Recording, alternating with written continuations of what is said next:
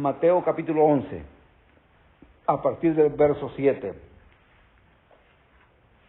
Dice la palabra del Señor: mientras ellos se iban, comenzó Jesús a decir de Juan a la gente: ¿qué saliste a buscar? ¿O qué saliste a ver al desierto? ¿Una caña sacudida por el viento? ¿O qué saliste a ver? ¿A un hombre cubierto de vestiduras delicadas? He aquí, los que llevan vestiduras delicadas en las casas de los reyes están. Pero, ¿qué saliste a ver? ¿A un profeta? Sí, os digo, y más que profeta, porque este es de quien está escrito: he aquí, yo envío mi mensajero delante de tu faz, el cual preparará tu camino delante de ti. Y de cierto os digo, entre los que nacen de mujer, no se ha levantado otro mayor que Juan el Bautista, pero el más pequeño en el reino de los cielos, mayor es que Juan. Vamos a orar. Padre amado, gracias por darnos la oportunidad este día domingo por la mañana de la vida y de la bendición de estar en un lugar donde vamos a escuchar de tu palabra. Señor, gracias por la obra de tu Santo Espíritu en nuestras vidas y darnos la oportunidad de inclinarnos delante de ti. Gracias, Padre, por tu amor. Te suplicamos que tu Santo Espíritu obre poderosamente en cada uno de los corazones aquí presentes, que al finalizar este tiempo, tu Santo Espíritu haya derribado, haya liberado. Gracias, Padre. Nos ponemos en tus manos confiando que tú siempre obras con poder y que tu santa palabra nunca regresa vacía. En el nombre poderoso de Jesús. Amén y amén. Ok, hermanos. Al estar estudiando la vida de Juan el Bautista, hemos visto que nuestro Señor Jesucristo dice de Juan, que no hay nadie que ha nacido naturalmente que sea mayor que Juan. Entonces, una pregunta lógica es: ¿a qué se refería nuestro Señor Jesucristo cuando dijo eso? ¿Por qué es que dice que no hay otro que sea mayor que Juan? ¿A qué área específicamente se refiere? En el verso 9, Él dice: ¿qué saliste a ver? A un profeta. Y Él da esta sugerencia, después de haber preguntado otras veces, dice: sí, os digo, más que profeta. Juan sí le interesaba realmente agradar a Dios. Juan está comprometido de verdad en cumplir la palabra de Dios. Las personas reconocieron eso. Ellos reconocieron que Juan era un profeta. Es decir, no solo nació de una manera milagrosa, pero Juan se conducía, él vivía, él caminaba como alguien que estaba bajo la cobertura o bajo la autoridad de Dios. Esa era la vida de Juan. Juan estaba, digamos, espiritualmente capacitado para ser un habitante del reino de Dios. Juan estaba preparando para que la obra de Jesús pudiera encontrar corazones arrepentidos, que colocaran toda su esperanza únicamente en Jesús, el poderoso Salvador que Dios había mandado. Entonces nuestro Señor Jesucristo dice: sí, os digo que Juan es más que profeta. Lo que Jesús hace tiene tanto valor lo que Jesús dice, ese reconocimiento que Jesús le da a Juan, es como que el Señor le dijera en ese momento: bien hecho, siervo fiel. Y Juan era eso. Juan había hecho bien las cosas y además Juan era de verdad un siervo fiel y además estaba dispuesto a dar su vida por Cristo. De hecho, días después de que estos dos discípulos regresan a donde Juan es decapitado. Y es interesante lo que Jesús dice en el verso 7. Juan no era como una caña. Jesús les dice: ¿qué salieron a ver? ¿Una caña que se mueve con el viento para todos lados? Y Juan no era así. Juan no era como una caña que va de un lado para otro meciéndose con el viento, medio viento, y se inclinan para un lado, viene otro viento y se inclinan para otro, viene otra cosa y se inclinan para otro. Total que no saben ni qué creen. Juan no era así. Juan no era como una caña mecida por el viento. No se mecía con facilidad, como nosotros deberíamos de ser. Nuestros conceptos de Dios, nuestros principios, las verdades del Evangelio en nosotros deberían provocar que no fuésemos como varitas mecidas por el viento, que escuchamos una cosa y nos vamos detrás, escuchamos otra y nos vamos detrás. Y todo nos convence, todos pensamos que es verdad. No debemos ser así. Como Juan. Juan no fue así. Él no se movía con facilidad. Era un hombre con convicciones. Como nosotros debemos ser. Cristianos con convicciones. No dejarnos arrastrar por las corrientes de nadie, ni del mundo. En el verso 8 dice que Juan no se comportaba como una celebrity. Juan no se comportaba como alguien que disfrutaba de fama y de lujos, como los que menciona el verso 8. No, él no era así. Juan era un siervo dispuesto a sufrir y estuvo dispuesto a dar su vida por defender, dijimos ya, la verdad del matrimonio. Estuvo dispuesto a dar su vida. No andaba detrás de lujos. Estaba enfocado en las cosas espirituales, donde hay que enfocarse. Entonces, el Señor dice bien cuando le da este reconocimiento. En el verso 10, dice, porque este es de quien está escrito. He aquí yo envío mi mensajero delante de tu faz, el cual preparará tu camino delante de ti. Dos preguntas necesarias. ¿Dónde está escrito y quién es el mensajero? Nosotros sabemos dónde está escrito, pues en el Antiguo Testamento. ¿Pero dónde? Mayormente Isaías, el capítulo 40 mayormente, Isaías y obviamente Malaquías. Sobre este mensajero, que ya sabemos que mensajero es Juan. Ahora, ese mensajero, Jesús, lo relaciona con el profeta Elías. Dice en Malaquías, voz que clama en el desierto, preparad el camino a Jehová. Y dice, enderezad calzada en la soledad a nuestro Dios. Ese es el trabajo que Juan el Bautista estaba haciendo, eso es lo que está en el Antiguo Testamento. Entonces, no queda duda que el mensajero que está preparando el camino es Juan. Juan está poniendo las cosas en orden, digamos, está haciendo un llamado al arrepentimiento antes de que el Mesías comience su ministerio. Que la gente entienda que sin arrepentimiento no hay posibilidades de la salvación. Juan desarrolló un ministerio bajo la cobertura del espíritu de Elías. Es decir, Juan desarrolló su ministerio con el poder de Elías, en el espíritu de Elías. Entonces Juan lo que hizo fue hacer lo mismo que hicieron todos los profetas del Antiguo Testamento, llamar al pueblo al arrepentimiento, para que se acercaran a Dios. Y repito, sin arrepentimiento no hay acceso a Jesús. Jesús perdona todo.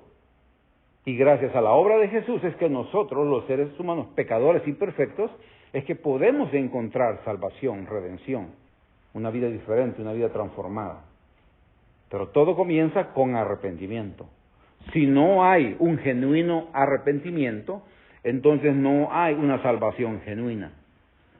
Por eso es que encontramos a muchos creyentes que se llaman a sí mismos creyentes, pero que su vida no ha sido transformada. Y no ha sido transformada, de acuerdo a lo que la Biblia dice, es porque no han procedido a un arrepentimiento genuino.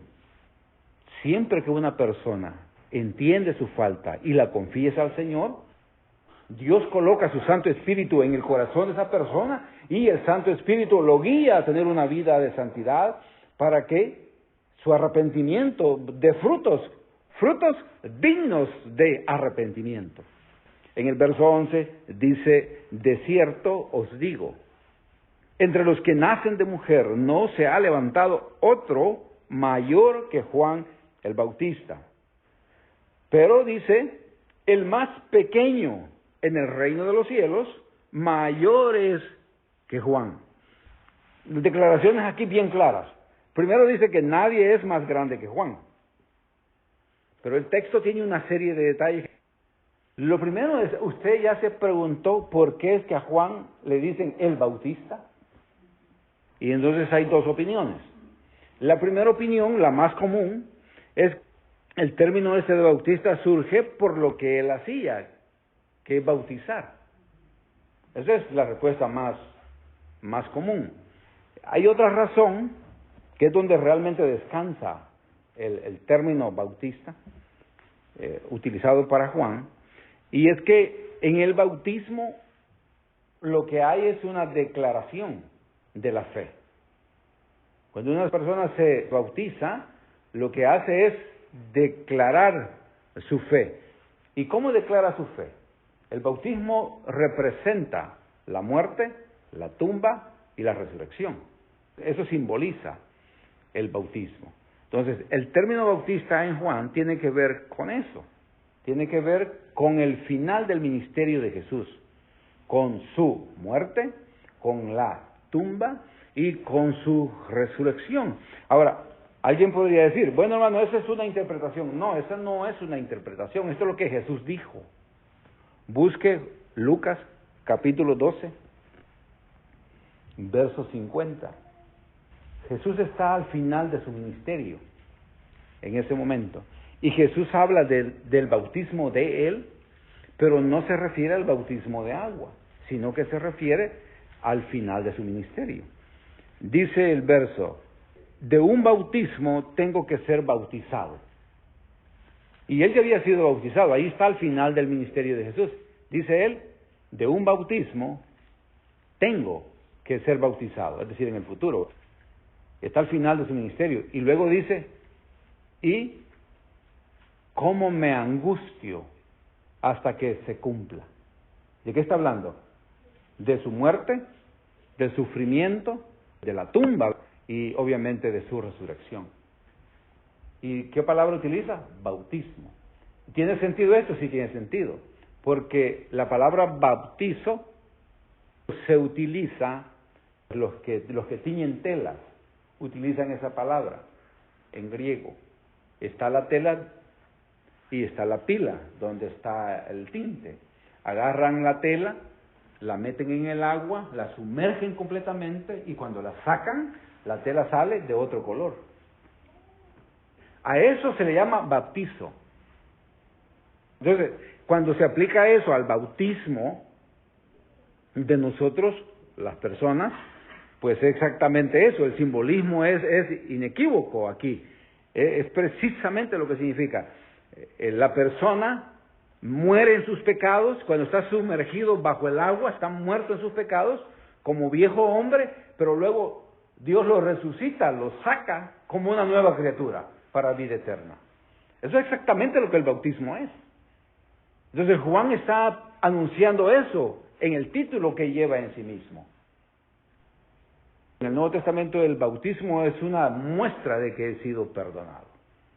El arrepentimiento es algo que Dios te pone en el corazón, es una guía del Espíritu. Por eso es que sin ese arrepentimiento es imposible la salvación. Pero no porque el arrepentimiento te salve, sino porque el arrepentimiento es que Dios está obrando en tu vida. Nadie se arrepiente porque quiere. Nos arrepentimos porque Dios está obrando en nosotros y nos alumbra adentro y nos dice, este es tu pecado, confésalo y busca al único que te puede ayudar, y ese es Jesús. Pero esa es obra del Espíritu. Sin el Espíritu nosotros no podríamos buscar a Dios. Es porque Dios en su misericordia nos busca. Ahora, hay otro detalle en este verso 11, que Jesús, como ya leímos, después de haber dicho que Juan era el más grande, ahora nuestro Señor dice que también que el más pequeño del reino de los cielos es más grande que él. Igual podemos hacer la misma pregunta, ¿por qué nuestro Señor dice eso? Y esta es la razón, mire, porque antes de Juan, todas las buenas obras justificaban a la persona. Antes de Juan, en la ley y en los profetas, todas las buenas obras justificaban a las personas. Es más, se accedía a Dios a través de las buenas obras. Pero, después de Juan, Si tú tienes buenas obras, pero no tienes a Jesús, tus buenas obras son como trapo de inmundicia. Tus buenas obras sin Jesús no te llevan a ningún lado, porque tus buenas obras no te salvan. Tus buenas obras adquieren valor cuando son el producto de la obra que Jesús está haciendo en tu vida. Entonces sí, porque tus obras glorifican a Dios. Pero si tienes solo buenas obras y no tienes a Jesús, estás condenado. Nadie es salvo por ser bueno. Somos salvos únicamente a través de los méritos de nuestro amado Señor Jesús. Repito, las obras son importantes únicamente cuando son el fruto de la obra poderosa de Jesús en tu vida. Y utilizamos esto de una manera general, pero en realidad ninguna persona puede ser tan buena para pelear por su salvación. No hay cosas buenas que podamos hacer que puedan pelear nuestra salvación. Por eso es que dependemos un 100% de la obra que Jesús hizo en la cruz por nosotros, a nuestro favor. Entonces Juan, definitivamente, hasta su muerte, él fue un hombre fiel y no hay discusión de eso. Pero el Señor dice, él es menor que cualquiera que ha experimentado la redención a través del Mesías. Porque antes de Juan todos anunciaban el reino, pero después de Juan todos tenemos acceso al reino a través de Jesús. Allá solo era un anuncio, y después de Juan el reino se hace una realidad. El reino de Dios se ha acercado, ha llegado. Con la venida de Jesús, el reino de Dios vino. Nosotros podemos ser, a través de Jesús, el ser humano puede ser, a través de Jesús, ciudadano del reino de los cielos. Ya no es solo un anuncio. El reino de los cielos es una realidad a través de Jesús. Por eso Jesús dice que es menor que cualquiera. Jesús está tomando en cuenta un detalle, que el más pequeño en el reino de los cielos no solo está cubierto por Jesús, pero tiene, además, la humildad que se necesita para aceptar que es imperfecto. Algo que en el Antiguo Testamento no pasaba. En el Antiguo Testamento todo era por obras. Y la vanagloria nace exactamente porque la persona se siente buena. Yo soy bueno. Y eso hace que haya un pleito entre la humildad que se necesita para ser miembro del reino de los cielos. Repito, antes solo era un anuncio, antes de Juan. Después de Juan, el reino es una realidad. ¿Ok? Sigamos. Mire, el verso 12 y el verso 13 siguen marcando esta diferencia que hay entre antes de Juan y después de Juan. Y lo hacen primero el verso 12 y luego el verso 13.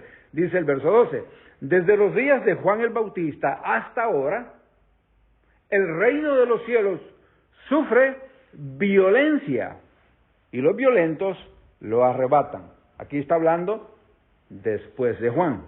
Aquí hay un dato que es necesario ponerle atención, porque la palabra violento implica pérdida de control. Entonces no puede estar hablando de eso. Puro sentido común. No puede estar hablando de que alguien que pierde el control de sí mismo arrebate el reino de los cielos. Pues eso es ilógico. Bueno, usted no necesita que yo le explique eso. Eso es ilógico. Entonces, aquí la palabra que ha sido traducido como violenta, que realmente esa es traducción que tiene del griego, pero realmente lo que está diciendo es, la palabra violento aquí se refiere más a intensidad o pasión, compromiso también. Entonces, podríamos decir, solo los que están comprometidos o apasionados lo arrebatan. Eso cabería mejor si nosotros hacemos a un lado el término violencia que aparece acá. Solo alguien que verdaderamente está apasionado o comprometido no deja pasar la oportunidad de entrar al reino de los cielos.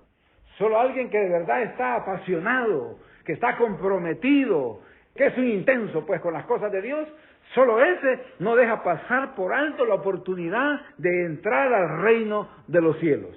Y usted dirá, bueno, pero ¿cómo sabemos eso que realmente, que esa palabra que traducida literalmente es violencia? Pero ¿cómo sabemos que ese sería el sentido más lógico para entenderlo? Ya lo dije, un sentido común de que no puede estar hablando de violencia en términos de perder el control. Pero lo otro es que dice, los violentos lo arrebatan. Y esa palabra, arrebatan, la misma palabra que utiliza para el rapto. El rapto de la iglesia, la Biblia utiliza la palabra harpazo para hablar del arrebatamiento o del rapto. Harpazo, con H, harpazo. Esa palabra quiere decir que Jesús viene y nos va a llevar, así, ¿verdad?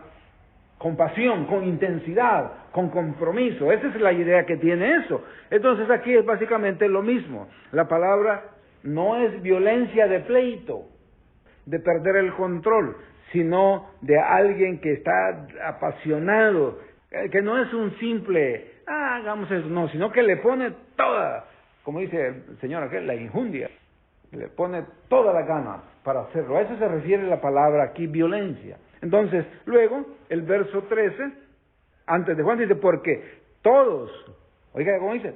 Todos los profetas y la ley profetizaron hasta Juan. Entonces aquí el texto es bien claro, interesante, pues tiene puntos teológicos bien claros, que no necesita preguntar, ¿verdad? Están bien claros. Entonces lo que dice el verso es que todo el Antiguo Testamento enseñaba sobre el reino de los cielos. Los profetas y la ley, todo apuntaba hacia el reino de los cielos. Es decir, o anunciaba, como hemos dicho, cómo se iba a entrar al reino de los cielos. Este verso 13 indica dónde termina la ley, dónde terminan los profetas. Y también el verso indica dónde empieza la obra redentora por gracia a través de Jesús. Después de Juan es diferente. Verso 14, y si queréis recibirlo, Él es aquel Elías que había de venir. Fíjese qué interesante esta palabra. Dice, Él es. Y luego dice, el Elías que había de venir. Entonces, ahí hay cosas que creo que son interesantes. Jesús dice que el ministerio de Juan era, o debía ser, el cumplimiento de lo que dijo Malaquías en el capítulo 3. ¿Y qué fue lo que dijo Malaquías en el capítulo 3? En el verso 1. He aquí, yo envío mi mensajero, Juan, el cual preparará el camino delante de mí, y vendrá súbitamente a su templo el Señor, a quien vosotros buscáis, y el ángel del pacto, a quien deseáis vosotros. He aquí, viene, ha dicho Jehová de los ejércitos. Esa profecía, para que se cumpliera literalmente, la nación de Israel tenía que haber reconocido a Jesús. El pueblo de Israel no reconoció su visitación, no reconoció cuando el Señor los visitó. Entonces, si Israel hubiera conocido que Jesús es el Mesías, entonces Juan hubiera sido el Elías prometido. Ahora, igual, alguien puede decir, hermano, mire, pero es una interpretación. No, no es una interpretación, eso es lo que Jesús dijo también.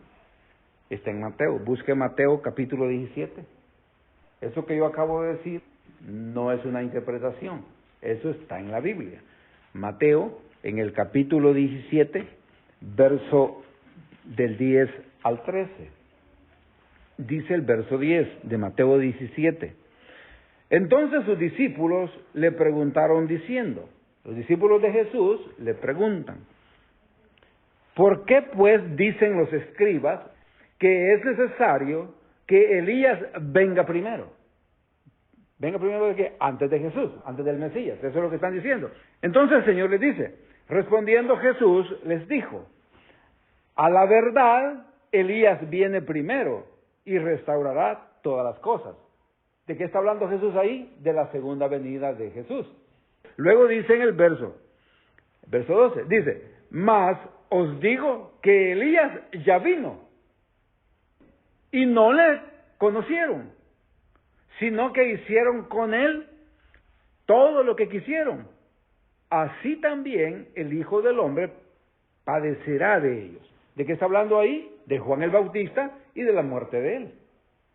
Entonces involucra las dos cosas. En verso 13 aclara toda la idea porque dice, entonces los discípulos comprendieron que les había hablado de Juan el Bautista. Entonces no hay pierde, no es una interpretación. Sí, la nación, es decir, debido a que la nación de Israel rechazó a Juan y rechazó a Jesús, debido a eso es que el cumplimiento literal y el cumplimiento final de la profecía de Malaquías no tuvo un cumplimiento ahí, pero tendrá un cumplimiento al final de los tiempos. Pero fue porque ellos no conocieron, eso es lo que dice Jesús. Y si queréis recibirlo, Él es aquel Elías que había de venir. Vino, pero lo mataron. No lo recibieron. Entonces, Juan fue el último de los profetas del Antiguo Testamento. ¿Por qué fue el último? Porque solo anunció la entrada al reino. Porque solo anunció la entrada al reino. No es tan grande como cualquier persona pequeña, humilde, que entra al reino por gracia. Aquellos anunciaban sobre Jesús, pero al venir a Jesús, Jesús crece y todo lo de la obra del hombre mengua, se hace pequeña. Entonces es la obra de Jesús lo que modifica en relación a la obra de los profetas y la obra de la ley. Queda claro, ¿verdad? Luego dice el verso 15, un texto muy conocido, el verso 15. El que tiene oídos para oír, oiga. Y yo pienso que todos saben lo que eso significa. El que tiene oídos para oír, allá anda un señor en El Salvador que lo repite todos los días, cada vez que predica dice, el que tiene oídos para oír, oiga. Es interesante porque oír, lo que el texto dice es, oye, pero no en el sentido que oímos todos, que oímos la información y cuando llega aquí al oído, ahí mismo choca y desaparece. Nosotros oímos la información, pero porque andamos oyendo todo el tiempo de manera natural. El que tiene oídos para oír, que los use pues. La idea es que entre la información, pero que no se desarme, que no se destroce ahí, sino que dé un fruto, que dé un producto, que sea razonada y que dé fruto. Es decir, que esa información produzca una acción en nosotros. El que tiene oídos para oír, que haga algo con su vida en relación a lo que está oyendo. Si has escuchado lo que Dios dice, entonces transforma tu caminar. ¿Y por qué lo vas a hacer? Porque estás entendiendo. La información es para entenderla. Si no la entendemos, entonces choca y se desaparece. Ese no es el sentido del texto. Uno podría preguntarse, cuando escuchas el Evangelio, cuando escuchas que eres pecador y que necesitas a Jesús, ¿entiendes lo que oyes? ¿Entiendes que necesitas el Evangelio de salvación de Jesús? ¿Entiendes que solo Jesús te puede salvar? ¿Entiendes que eres un pecador? ¿Entiendes que si mueres hoy, vas al infierno, pero que Jesús murió en la cruz para darte salvación, que lo único que necesitas es reconocer que eres un pecador, reconocer tu pecado y pedirle ayuda al único que te puede ayudar, y esto es Jesús? ¿Entiendes eso? ¿Escuchas eso? ¿O solo llegó la información y reventó ahí y se cayó y no produjo ningún cambio? El que tiene oídos para oír dice, que oiga, que oiga. Luego tenemos versos 16, 17, 18 y 19, que el Señor Jesús agarra a la generación de su tiempo y les hace así, ¿ve? Esos versos son como una conclusión para la generación de Jesús, del tiempo de Jesús, y para nuestra generación, para todas las generaciones. Dice el verso 16, mas, ¿a qué compararé esta generación? Esta generación está en presente, la de aquel tiempo y la de ahora. O sea, Dios dice, ¿a quién vamos a comparar? A los cristianos modernos, o a los cristianos, a la generación de aquel tiempo. Dice el Señor, es semejante a los muchachos que se sientan en las plazas y dan voces a sus compañeros. Pero luego dice el verso 17, diciendo, os tocamos flauta y no bailasteis, os endechamos y no lamentasteis. Te tocamos música alegre para que bailaras y no bailaste. Te tocamos música triste para que lloraras y no lloraste. Verso 18 dice, el Señor explica lo que acaba de decir, del verso 17 Él lo explica en el verso 18, dice, porque vino Juan, que ni comía ni bebía, y dicen, demonios tiene. Luego dice el verso 19, contestando el verso 17, dice, vino el Hijo del Hombre, es decir, Jesús, que come y bebe, y dicen, he aquí un hombre comilón y bebedor de vino, amigo de publicanos y de pecadores. Luego concluye el Señor y dice, pero la sabiduría es justificada por sus hijos. ¿Qué es lo que Jesús está diciendo acá? Ok, esta es una reprensión que el Señor Jesús hace a las generaciones de aquel tiempo y a las generaciones modernas. Ya dice el Señor, bueno, dice, ustedes son bien infantiles. Muchachos, son niños, un montón de chiquillos. Dice, ustedes son bien infantiles. Oiga, nada los complace. Son como niños malcriados, nada les complace. Juan el Bautista y Jesús, entre ellos, eran bien diferentes en sus vidas y en sus ministerios. Pero los dos, fieles y agradables a Dios. Pero sus vidas y sus ministerios eran diferentes. Dice el Señor, Juan el Bautista dice, él ni comía ni vivía, y ustedes decían que era demonio. Y yo, dice el Señor, como y bebo, y dicen que soy comilón. Entonces ustedes no se complacen con nada. Ni Juan, ni el Señor Jesús lograron satisfacer a esa multitud caprichosa o infantil, inmadura. Claro, hay una gran diferencia entre decir infantil y decir niño. No es lo mismo, porque el Señor dice en los versos que siguen, dice que es necesario ser como un niño para poder entrar al reino de los cielos. ¿En qué sentido dice eso? En el sentido de que un niño cree de verdad. Hay que ser así, que crea de verdad. Pero ese mundo del tiempo de Jesús y muchos de los asistentes a los templos modernos, los que se llaman a sí mismos cristianos, son infantiles, son inmaduros. ¿Cómo sabemos eso? Porque son como esos muchachos que está diciendo el Señor. Ustedes salieron, dice, a la plaza a divertirse, pero les tocamos para que bailen y no bailan. Les tocamos para que lloren y no lloran. Entonces dice el Señor, esta generación, dice, son personas que exigen tanto, siempre demandan tanto, demandan atención, demandan tiempo, como un niño malcriado, pero no como un niño que abre su corazón y cree, sino como un niño que se tira al suelo y hace berrinches por todo. Es un mundo de gente inmadura que en realidad sus berrinches espirituales o carnales realmente lo que están diciendo es que son infantiles, espiritualmente hablando. Eso es triste porque mucha gente cristiana tiene años de asistir a una iglesia, tienen años de tener una Biblia, pero todavía no pueden caminar solos.